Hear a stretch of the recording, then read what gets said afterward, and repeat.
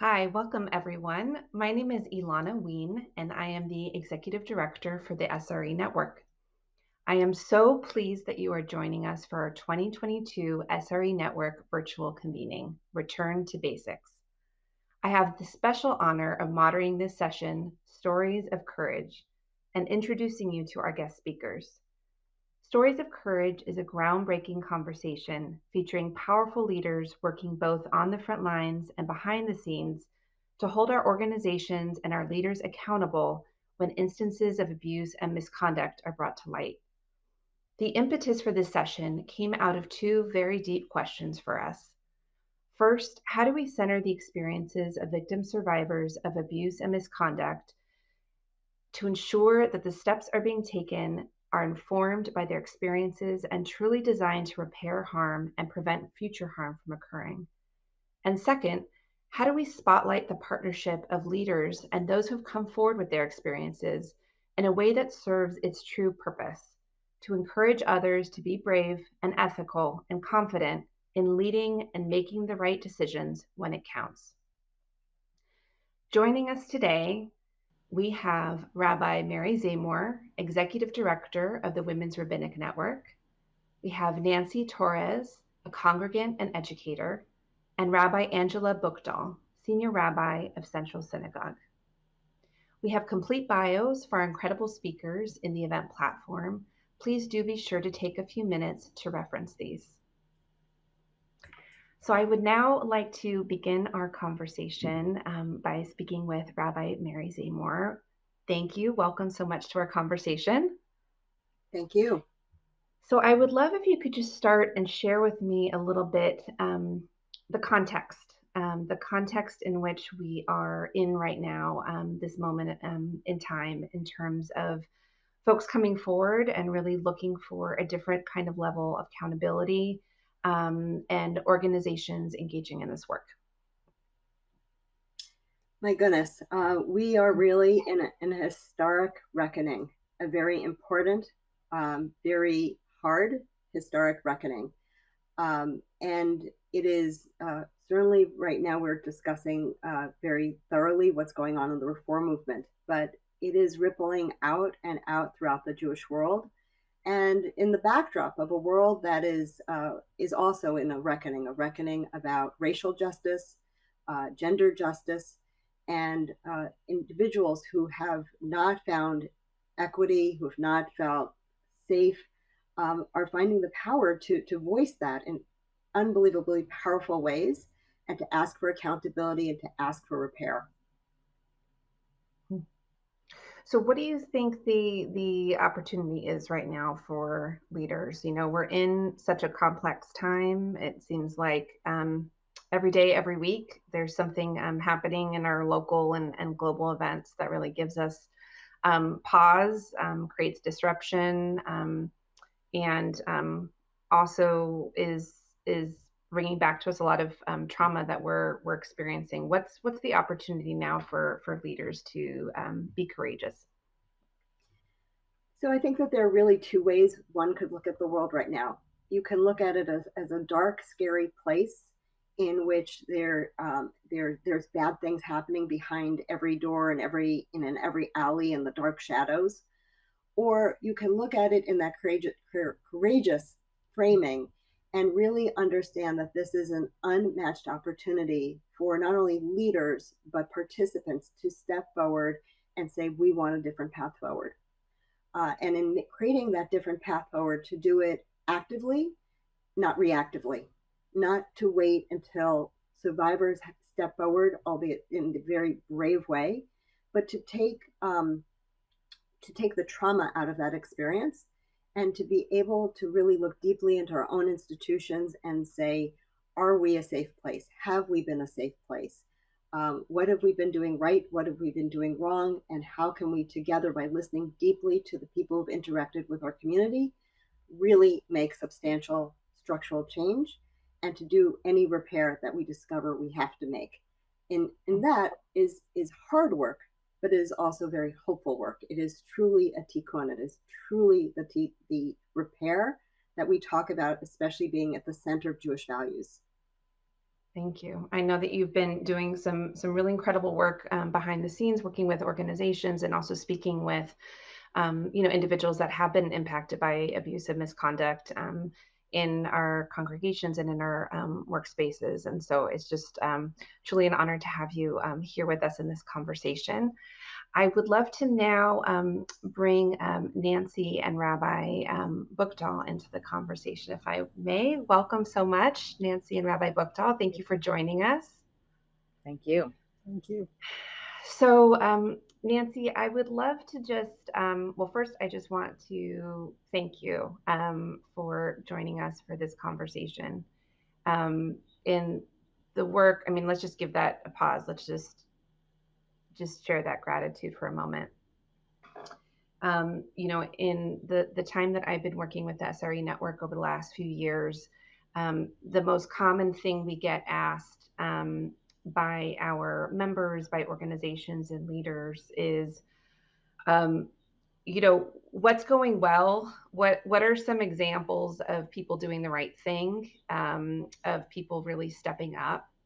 And it's hard. It's not that there aren't those examples, but many times they're behind the scenes and the dynamics are complex. And so it's hard to figure out the best way to share those opportunities and those bright spots, especially because those bright spots, we understand, really come out of tremendous pain and out of what wasn't done right in the past. So first, I just want to thank you for joining us. And I'm wondering if you could share with our audience a little bit about your more recent experience. How did you connect with Rabbi Buchdahl? And I think it's just a really beautiful story that I would love for our audience to hear. Well, first of all, I didn't really realize the trauma that I was suffering until the 1619 project came out. And when I began to read that, it struck at something very deep inside of me that had been hidden from my sight. And I had not talked to anyone about it for over 40 years. Anyone, my dearest friends, anyone. And I think that's something very important, that when someone's story comes out, and the next story I heard was the story that Rabbi Buchdahl told at services for Rosh Hashanah about racism. Well, I had not suffered racism, but her courage in telling her story gave me the courage, and gave me more than the courage. It gave me the feeling that she would understand my story, because as she had suffered, I had suffered. And so she opened the door, she opened the space between us for me to write her. And so I think this is so important. When you tell your story, it's not just your story you're telling who you are. And this opens, things up. And so I wrote to her and I said, this is my story, because the other thing was that just by chance, my story had happened at Central Synagogue, which I know it shocked her, because the organization that had acknowledged that this person acted inappropriately, I don't think they said he was an abuser, but that was to come out. And the ones that did that, identified him when one person came forward, did not tell Central Synagogue that this had happened while he was at Central. And, that was, somewhat crucial to what had happened. And so we started on this journey. And in addition, the person that he had abused from when she was a very young girl had been, in that time, the same time that I suffered my abuse, but I didn't know it, and she didn't know it, had been what I considered my little sister. She had been a member of Central. My parents were a member of Central. I was working as a teacher in the Wednesday Sunday school, and that's how it happened. But I think this perspective, that we have to look at this whole situation with a different perspective. Because why do people come forward? What is it that makes us be able to even think of repairing the world? We have to know what's going on in the world. Unfortunately, we know when people are shot, and that just breaks our heart. But it's all the silent things that are happening that we really have to start seeing. And we have to start looking at ourselves. And when Rabbi Buchdahl said to me, she called me and she said, listen, Nancy, I've read our whole chain of emails, and I realize that I have a rabbinic responsibility. And I was like, wow.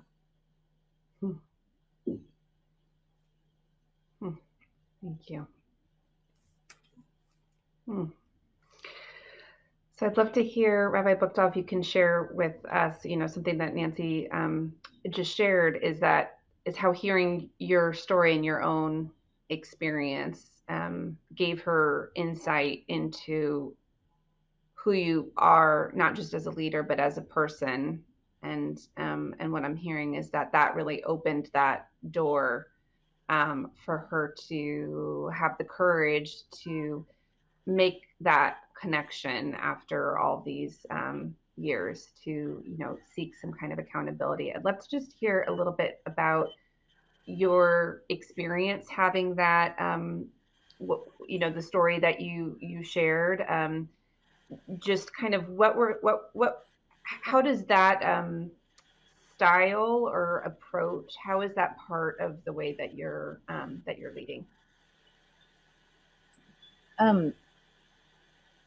I think that there can be tremendous strength in being vulnerable, opening up about moments in our lives that have been challenging for us, because we all have experienced them. And when we can come out on the other side, we wouldn't always choose those experiences, but when we can come out on the other side and we can glean lessons, something about it feels worthwhile in a different way when you can share how you came through. When you can share what you've learned, when you can make something good of something that sometimes is a very painful experience. So perhaps that is what resonated for Nancy. I think what also was interesting is, Nancy didn't say it was the Me Too movement that sparked it. It was 1619, because I think in many ways, Nancy described this as like she felt that her cultural and religious inheritance was taken from her, in a sense, from this experience. It was right. And so I think that was also very striking, that it was, what Nancy really helped me understand is the price of, and through the lens of one human experience, the price of what happens when a religious figure misabuses their position of power. It wasn't just harm psychically and mentally. It was a spiritual abuse. It robbed her of her trust in her own Judaism and her faith community. She left Judaism altogether. And when I understood that, I just thought to myself, this is the ramifications of this were so much greater than I had appreciated. And once we started digging, Nancy wasn't the only woman. By the end of our investigation, we'd had 4 women that had come forward about this same rabbi. And so clearly, almost always one of the things I came to learn, because I started to do a lot of reading and learning, is predators usually don't only have one victim. And so I think that there's much that we learned, but once we started to uncover, we realized that there's also an entire system of people who either look the other way or who kind of ascribe so much power to one person they're not willing to question it. So there are all sorts of systems that allow someone like this to do this multiple times with people kind of, I wouldn't say in plain sight, but there were too many people who weren't surprised to hear this story when it happened. So for me, I went to Hebrew Union College when Rabbi Zimmerman was the president. He ordained me as a cantor. By the time I became ordained as a rabbi 2 years later, he was gone.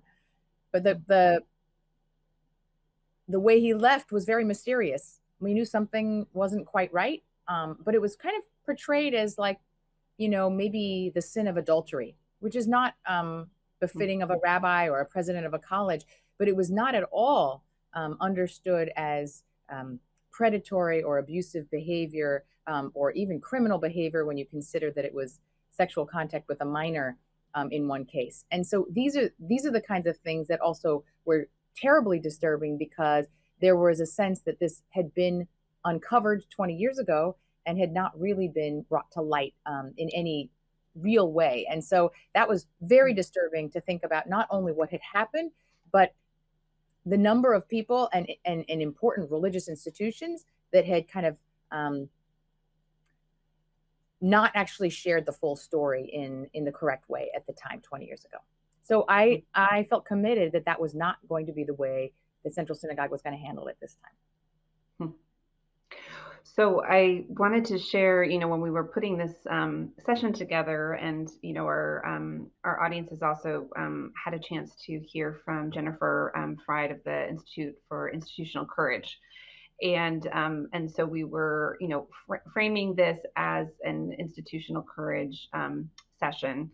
And Nancy, it was really Nancy with your input that we did a little bit of a reframe for this session. And I would love if you could share with me your perspective on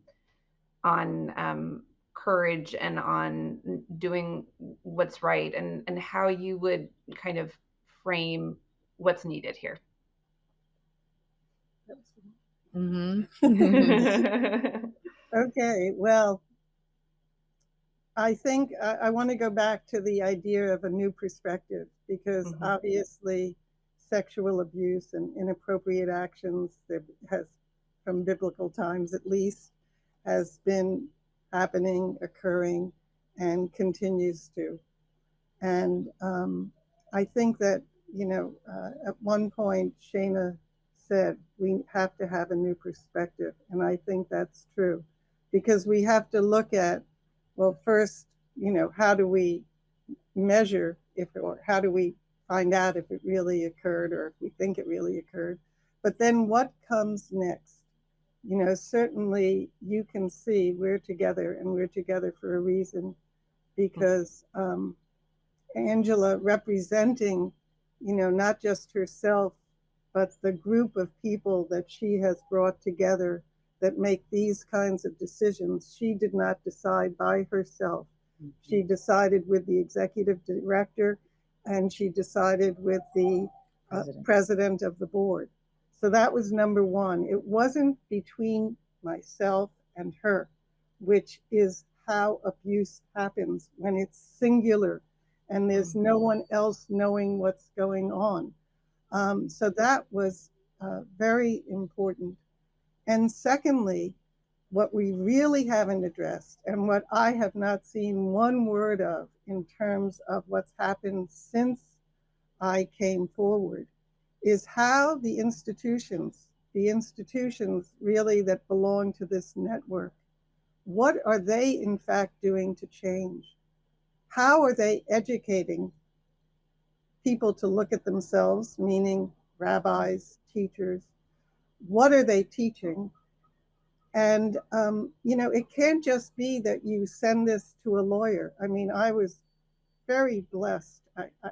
I felt the lawyers were like my sisters, even though, that was not the case. But they were beside me. And one of them was the lawyer from Central, who was Jewish. But the other one was a woman who belonged to the Cathedral of St.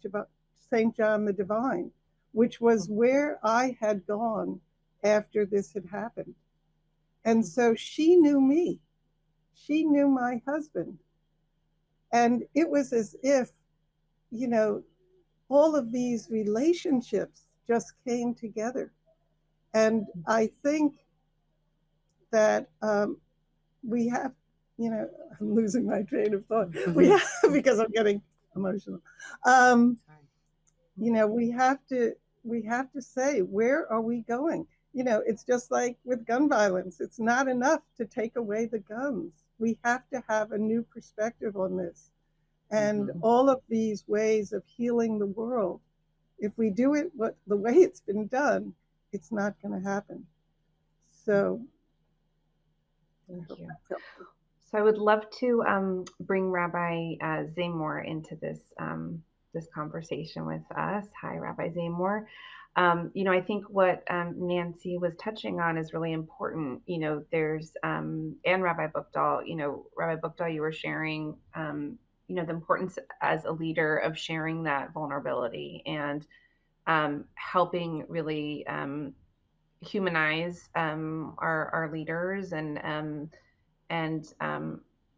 make it clear that we also, experience different things so that folks know that we can be approached. And then Nancy talking about the importance of, power not being concentrated in one kind of charismatic leader and the way that that can really contribute to abuse and silence, and the importance of having a committee, no matter how gifted that leader is or may be, but the importance of really having that collective response. And then Nancy also sharing, how are we training our leaders, and then what are we doing after these incidents come to light in terms of repair. So I was wondering, Rabbi Zamore, if you could just share with us a little bit about your experience and perspective in terms of the importance of training leaders, be it clergy or other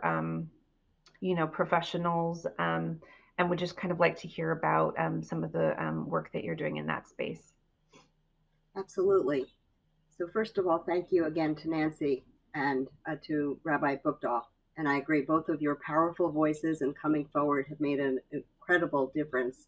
And just the powerful effect of your taking the public stands that you have continue to inspire others to come forward. And over the last 4 years, I've just talked to dozens and dozens and dozens of survivor victims.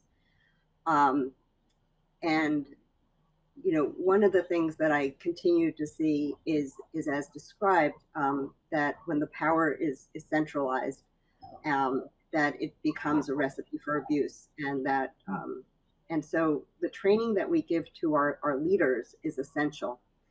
WRN and myself, we focused on seminaries after the Me Too movement, because for us it was a place that was particularly painful, as you can see in the HUC Morgan Lewis report, the extensive harm that was done to especially women, but people of many identities. And what concerns me the most when I reflect on that is not only the harm done, but also the harm done by creating a model of what it means to be a leader, whether you're talking about being a rabbi, a cantor, a Jewish educator, wherever you are in the Jewish ecosystem. That I feel, what I find very disturbing is to think about the seeds that were misplanted, the wrong seeds that are in terms of demonstrating what leadership is, and the hierarchies that are built into it, and the being very protective of institutional reputation over hearing individuals' voices. And this is very concerning. And I think that it's really going to take many, many years to undo that harm when we talk about creating that structural change. And it is only when people step forward and are able to speak and to really show the harm done in that restorative model, and for the institution to listen deeply to it and really let go of the concern for reputation to be able to make those changes. But it really is now incumbent on every single Jewish community and organization to do that deep dive and to look at themselves and to ask, have we created structures that perpetuate harm? And to ask people to come forward and to ask very deeply, have we treated each of you like you are truly made in the image of God? Are we really living up to our values? Thank you. Nancy, Yeah, I want to say that the time that I was most harmed by him was when I was in the hospital and my son, was born. And he called me. I hadn't spoken to him in at least 4 years. He called me and he said, "Oh, Nancy, I've heard you've had a baby boy, and I'd like to offer to do his bris." And literally, I felt, and I still can feel, that knife in my heart. I mean, it was like Jim Jones coming with the Kool-Aid, because I was like, so he couldn't have me, but he wants my son, and consequently,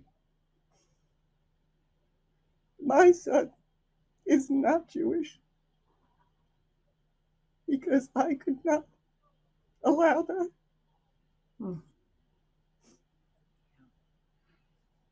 I guess I wanted to share also that that we worry so much about institutional reputational harm when something like this is exposed. And I will be very honest and say, of course, when I got that first note, I thought to myself, well, what will people think? And how will this possibly damage us? Like, we all worry about these institutions we care about and want to do the good. We cannot allow the institutional harm and moral harm of being a synagogue that covers up abuse or that does not bring it to light. And that became so evident and clear. And I think when people don't understand, when you hear the kind of harm that happened to Nancy from someone abusing that, and no one coming forward, no one bringing this to light, when it was pretty clear that this was not an isolated case either. I think one of the most striking pieces of Nancy's first note to me was, there were many of us, and everybody knew. And, I think that is institutional harm on the deepest spiritual, moral level. I mean, we are synagogues and Jewish institutions. What do we stand for if not actually standing up for the tikkun and tshuva that is necessary for some of the greatest harms that are happening and occurring on our watch in our own houses?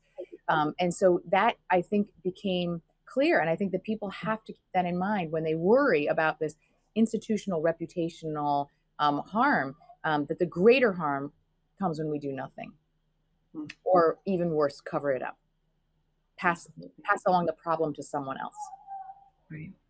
And I would add that the truth will always come out.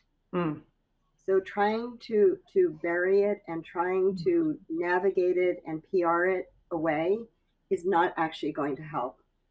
I think actually that's one of the hopeful things, is that the truth eventually does come out. Well, I think, part of what I hear sometimes, and it's unfortunate, is you'll have an organization that has a new leader that says, we understand. I mean, there's a natural temptation to say, okay, starting on this date, I'm a new leader, and going forward, we're going to have these policies and these practices, and the following's not going to happen under my watch. And what happened before was in the past. I wasn't here. Our current leadership wasn't here. And it was, an isolated incident, and our understanding of it was very limited. But to Rabbi Zamore's point, countless examples, especially over this past year, where that was the understanding of the current leader. And as it came out, there were others, and things happened over decades, and different people were holding different bits of information. And the message was the same for the folks who experienced it, which was that their needs and their safety and their respect were not a priority for the organization, but not just for the organization, for the community. Countless examples of people saying, I lost my Judaism because of this. I lost my faith because of this. I had to walk away because of this.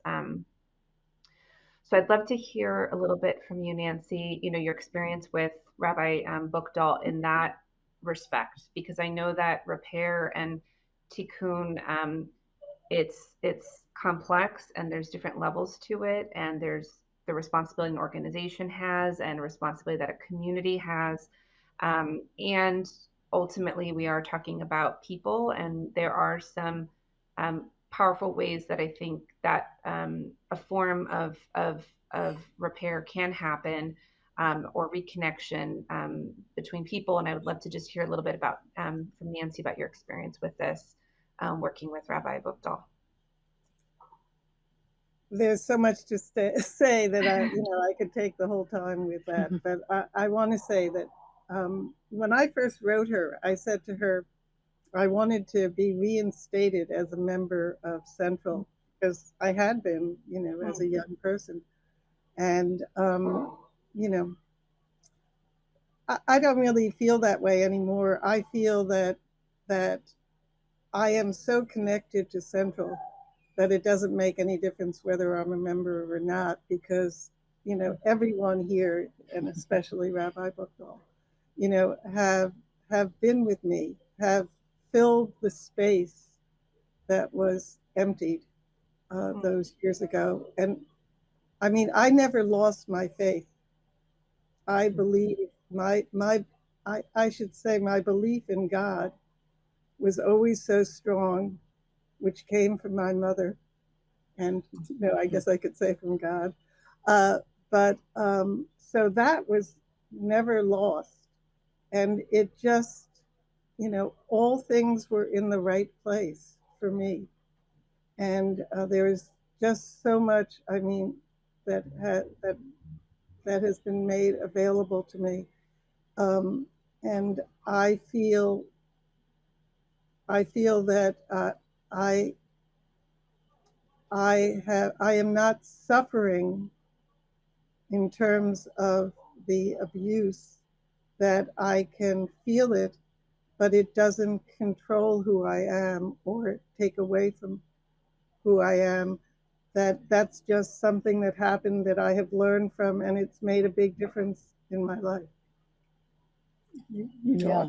Yeah. Well, I guess one of the things that Nancy taught me is that even 40 years later, a tikkun can still happen that can still be meaningful and important. So I completely understand the reasons we all give for not wanting to do it. I said some of them in my own head, probably said them out loud. Thankfully, I was with a small group of really wise people that all wanted to do the right thing. So we helped each other through this. But it's easy to say, this happened 40 years ago. He hasn't worked here. Now he's an older man. Do we want to dredge up old ghosts? Why do we want to do this? There are so many reasons, especially when it happened so not on our watch. Oh, all of our systems are so much better. This could never happen today. All those things are true. But what I learned through this process, and I could really only learn it by the doing, is that it actually still makes a tremendous difference to the victim survivors if you come forward and take accountability, maybe even decades later, that there was a sense of freeing and a sense of repair that was possible. Not that it's all done, but it really, I was surprised by how much it made a difference. The other thing is, you send a very clear message to your entire community and beyond of who you are and what you stand for when you actually bring this out, even if it happened long before it was my problem. And I think that you sort of say, this is what we stand for. And I think it's not a coincidence that after we put out our initial statement, we had 9 other people come forward with different things that they brought to our legal team, because we kept that line open, because we set a message of like who we are. And we were actually able to make a second repair of a kind that came out of that. And so I think there is something very powerful about making a statement about who we are today. And it doesn't matter if it wasn't under your watch when these things happen. It's about how are you going to respond today? And there is a religious, ethical, and Jewish response we still need to make. Mm-hmm. Yeah. And so I'd love for, go ahead. I feel that, my greater care is for Reform Judaism. You know, I was brought up as a Reform Jew. I didn't learn very much, but I was very much a part of it. And I've learned a lot more in this last 2 years. But I want Reform Judaism to survive. And I feel that this is essential for the survival of Reform Judaism, you know. Well, I'd love to hear, thank you so much for that, Nancy. Rabbi Buchdahl, you know, you're talking about repair, and you talked about the statement that you made. Would love to just hear, you know, for our listeners that are really thinking of kind of specific steps, strategies, tools, kind of what were some of the things, you know, that you did in this situation in terms of, you know, on behalf of the synagogue or in relation to Nancy that you think are kind of good recommendations or action steps for leaders to be considering when faced with these kinds of circumstances? I mean, I think it was very important for us that we centered the survivors' stories and what their wishes were. And it was very much the wishes of the two that made themselves known to us with identities and many conversations, that they wanted it to be known what had happened, that his reputation and his legacy should be clear in all of its facets. So that was very big, the centering their story. So that was what led to the public statement rather than just a kind of a private investigation, because there was a sense that there were multiple people and a sense of like who knew. It felt that we needed to have an independent investigation to make sure that there wasn't some sort of more formal or institutional covering up of this, and so we undertook a full investigation, which I recognize was took a huge amount of resources and time. And I'm not saying that every institution needs to do that, but that was our decision given what we knew, which included a second person coming forward who had been underage, and that felt serious and really necessitating a further look that was independent of all of us. And I think that the last thing is we wanted to be in relationship with the institutions that were part of this. So from early on, we talked to the CCAR, we talked to URJ, we talked to HUC. When we began the investigation and when we concluded our investigation, we were in contact with them the entire time, because we see this as not just a central synagogue issue, but a larger movement issue. And I've had conversations with Rabbi Mary Zamore about this as well. So just feeling that like this is not just fixed with one synagogue fixing it. Really needs to be all of us thinking about this in a bigger way, and we need to be partnering in that work. And then we also put together a task force from the synagogue that thought about other steps, everything from what we did with his legacy on our website, his picture on the wall, how we talked about it, how we educated about it, what our policies were moving forward. We already were had much better practices in place around harassment and culture of respect, but we wanted to do best practices. That included, among other things, having an anonymous reporting line for people if they wanted it. So among other things, we also upgraded our policies and procedures so it wouldn't, moving forward, this would be much less possible to happen. So I think it was on many levels we were hitting this, and it was quite a learning process. And I think part of what we need to keep doing is speaking to each other and helping each other. And I'm grateful for SRE being among our institutional partners and leaders. Thank you. Thank you so much, Rabbi Buchdahl. Well, I would love just to kind of close out this conversation to turn to each of you and just ask you in just a few words, what's giving you hope and what's giving you courage right now as we're working to make our synagogues and our institutions safer, more respectful, more equitable. So I'd love to start with Rabbi Zamore. Well, there's an image that actually gives me hope. I pray that one day every single Jewish institution, whether it's in their virtual world that they create or in their physical world that they create, that everywhere we look, we can literally see signs that say, you are B'Tselem Elohim, you are made in the image of God. Therefore, the way you are treated in this community matters to us. Here are 2 ways to contact us if you have had a problem. And that is, and I really do think we're going to be moving towards that. As people are interacting with creating ethics processes, listening to victim survivors, and taking these matters seriously. And it is important to say that it is not just the realm of sexual abuse and harassment. It is all forms of disrespect, bullying, and harassment, unlawful harassment, that have to be addressed in our communities. That there is a lot of goodwill and a lot of courageous leaders, and most importantly, many courageous people who are coming forward and saying that I was harmed and things need to change. Thank you. Nancy, would love to hear what's giving you hope and courage right now. I hope that when people say those daily miracles, and it comes to the miracle of, thank you for making me a Jew, that's how people will really feel. That they will feel that Judaism stands up, and, like what has happened for me here through the neighborhood, the virtual world. I do have an unbelievable community that supports me, and through the actual world, I'm here too. And I would hope that, and hopefully, as my granddaughter asked me yesterday, where is heaven?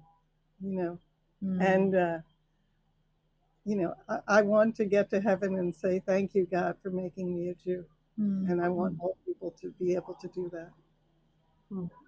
Incredible. I want to share a hopeful story. When I started this journey with Nancy and a few others, it was seemed very, very dark, and I didn't know how we could fix it. And I will just share that that one of the most hopeful things happened in the last year is that after 40 years of not leaving God, but leaving Judaism, Nancy came back and said, I want to have a naming ceremony. And Nancy in Hebrew is Hannah. And Hannah was a figure in our Bible who prayed with such fervor that at first she was mistaken for someone who was drunk or crazy in some way. And instead, she later becomes the model for all the rabbis for how we should be praying, with such a sense of passion and sincerity and a true message that she has to carry. And Nancy became my Hannah, not just because that is the name her mother actually gave her, or the name that she took on after she came out of this process and felt that there was a healing and a tikkun that happened. But she's really in many ways helped set a model, not just for Central, but for the larger movement with her courage. And I hope that she inspires others. It gives me a sense of hopefulness that that the courage of survivors and victims, and then I hope our institutions can move us to a place where we'll say, this is the new model. Incredible. Well, thank you so much, Rabbi Mary Zamore, Nancy Levy, Torres, and Rabbi Angela Buchdahl. I'm just so honored to have shared in this conversation with you all. Thank you so much for your tremendous courage. I have deep respect for you all, and I'm just so just feel so honored and privileged that our community gets to learn from each of you. So thank you so much for joining us. Thank you. So to close out that conversation, I wanted to share with folks what we're going to be doing next. So once again, we'll have the opportunity to join smaller groups for deeper discussion. There are 3 options to choose from. We have option A is creating an organizational culture and commitment to SRE. This is an opportunity to be with about 10 to 15 people to reflect on the past 2 days and consider how to bring the ideas back to your organization. These breakouts are open to everyone. Option B is going to be for board members and senior professionals, and the topic is what's law got to do with it? Unpacking legal considerations of institutional courage with Kai Feldblum, who's a civil rights advocate and scholar. And then option C is for funders, and that will focus on funding with an equity lens, and this session is led by Slingshot. So there are links to enter each of these sessions, and that can be found on the agenda tab. We're excited about these different learning opportunities, and following these breakouts, we will return back to the main stage to end our 2 days together. Thank you.